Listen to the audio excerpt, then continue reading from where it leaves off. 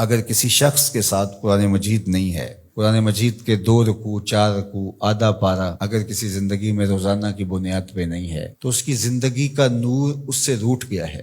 گر تو می خواہی مسلمان زیستن نیست ممکن جز بقرآن زیستن، اگر تو مسلمان بن کے جینا چاہتا ہے تو قرآن کے بغیر ایک لمحہ بھی نہیں جی سکتا۔ تو قرآن کو اپنی زندگی میں اس طرح داخل کر لیجئے گا کہ اٹھتے بیٹھتے چلتے پھرتے تمہارے ساتھ قرآن کی تعلیمات جڑی ہوں، کوئی دن قرآن مجید کی تلاوت سے خالی نہ ہو۔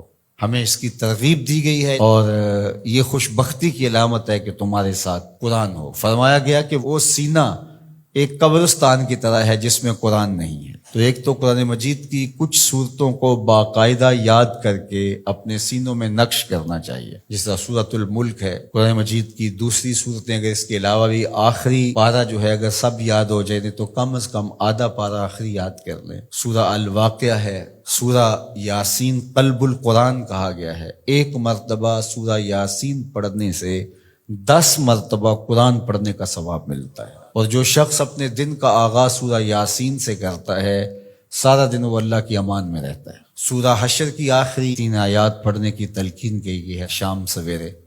جو شخص صبح کو پڑھ لیتا ہے سارا دن امان میں رہتا ہے، اور اگر وہ فوت ہو جائے تو زمرہ شہداء میں لکھا جائے گا۔ اور جو شام کو پڑھ لے ساری رات اللہ کی امان میں رہتا ہے، فرشتے دعائیں کرتے رہتے ہیں، اور اگر وہ فوت ہو جائے تو نام زمرہ شہداء میں لکھ دیا جاتا ہے۔ جمعہ کے دن سورہ کہف پڑھنے کی تلقین کی گئی ہے کہ ہر جمعۃ المبارک کو سورہ کہف کی تلاوت کرو۔